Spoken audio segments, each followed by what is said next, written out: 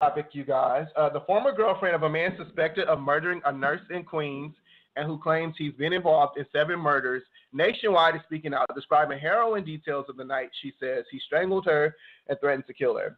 Daniel Drayton is accused of killing 29-year-old Samantha Stewart, who was found dead in her home on July 17th. The 27-year-old Drayton was arrested last Tuesday after police say he was found in North Hollywood, California, with a bound 28-year-old woman who was being held against her will. Zynea Barney says she dated Drayton for approximately 6 months before he tried to strangle her in her car in Inwood Park on June 30th. And she fears he might have been successful if not for several men who worked nearby and heard her screams. Nobody pictures this, she said. In life, dating someone, being with someone where this would happen, I just tried to get away. She tells Eyewitness News she was trying to break off their relationship as of April, but that he kept begging to stay with her and even broke into her apartment through her second-floor window and into her vehicle. But she says she did not see his violent side until the day he had his hands around her throat. He choked me, she said. I still have the mark to this day from him sticking his thumb so far in my throat. He was trying to kill me. He was repeatedly saying, I'm going to kill you, I'm going to kill you. Drayton was charged with second-degree strangulation and criminal mischief after that alleged attack. But despite the prosecutor's objections, a Nassau County judge released him on July 5th. He is just a sick individual, Barney said. He did never seem like that type of guy. Barney says she met Drayton on a dating app, Plenty of Fish, last November. After Stewart's alleged murder, he flew to California, where he allegedly struck again and was arrested. I'm just happy he's locked up, Barney said. He's a dangerous individual. So, yeah. How do you all feel about a serial killer being on well, I think social it's media? Definitely real, and I think that because myself personally, I let my aunt talk me into getting a POF about 2 months ago, and it just wasn't for me. I'm not used to that type of dating stuff, and I feel like it was this one guy I was talking to. He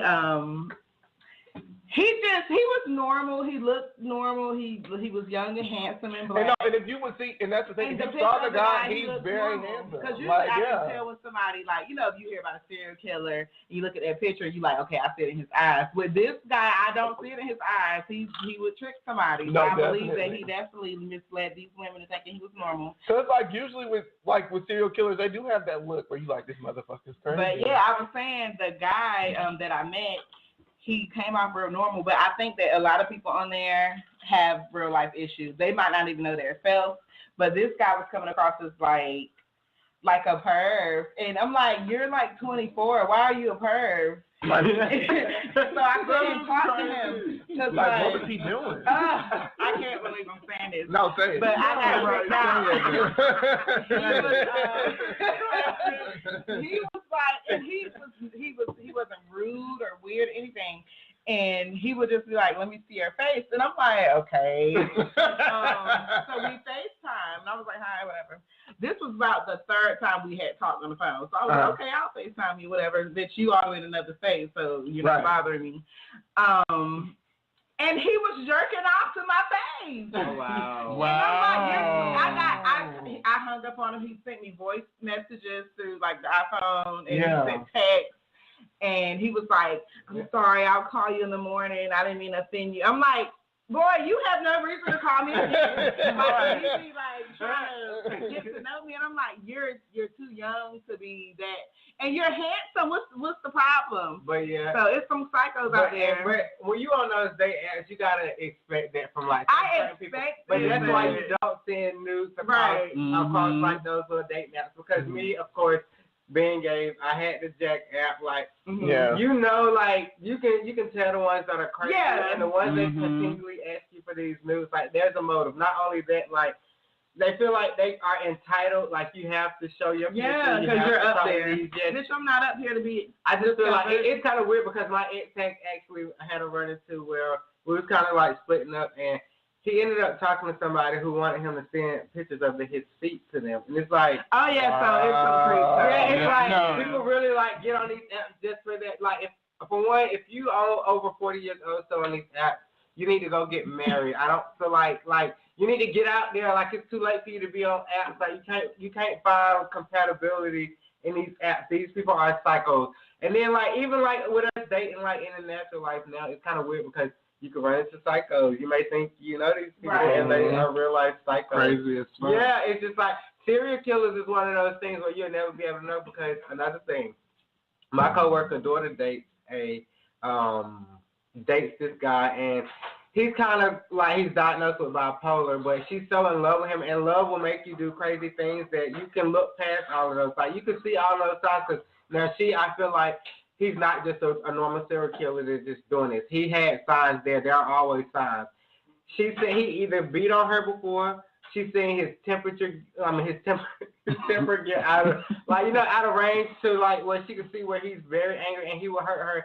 She's saying it was signs because nobody's just gonna step and you're not just gonna and kill you. So it had to be signs that was set up because you see a sign in person like when they're compassionate, when they're loving, like when they want to be under you, when they want to push you away. Yeah. All those signs of that, it's just like one of those like how we have emotions.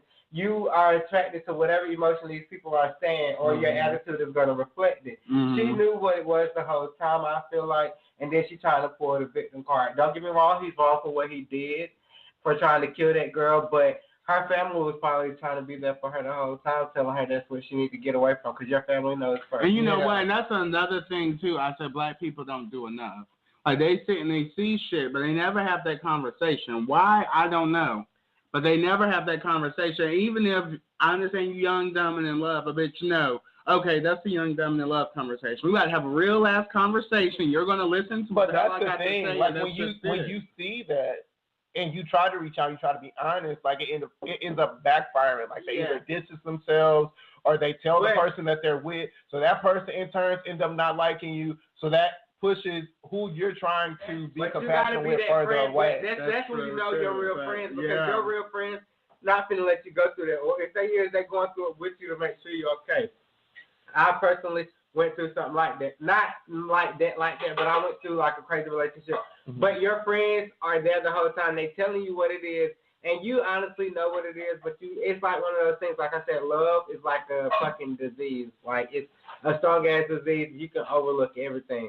They telling you, your family know, everybody know, but down the line it's just going downhill slowly, and it's just going to cause like a wreck. But at the same time, you can't point the blame finger at them the whole time, because you knew the whole time, you knew what was up. And then how old is this girl? She was 26. 26. Yeah, but the girl that he murdered, because he murdered a nurse, that's how it got like this national media attention.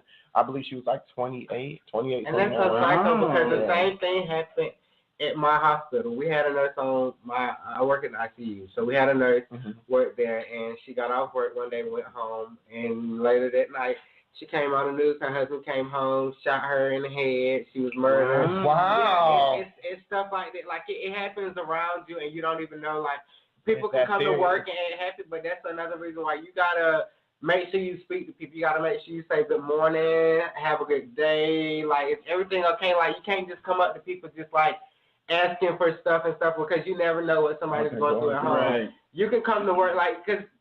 God put his strongest soldiers here. You can be the strongest soldier, but that strongest soldier can run into that damn devil or that demon that gets their ass out of the world. It's just stuff like that happens. And you could be praying to God, but it's like, I don't know how to put it in words, because it was a wake up call for me. It made me look at life a little different. Like when somebody that you work with has gotten killed by their husband that they have kids by, it's just like one of those things. Long history. It's like a mystery. You never know who you date, but that's why you got to learn that person. If they're not introducing you to say their family, you got to get to everything. Like meet the grandma, the grandparents, like. Don't just get on the app and dating and looking for sex. Because for one, there's too many diseases out here for you to be trying to just look for sex. Sex on the app. That's number one. For two, meet these people, families, know if they have kids before you fully commit yourself, because feelings is real. Once those feelings are there, it's hard to go away, and you'll catch yourself in a sticky situation. You're right. You're right about that. She knew. Because I agree, those signs are there. When you can tell a real life crazy motherfucker, just by how you texting them, and you ignore their text, and they text 27 times, and you barely even know the motherfucker.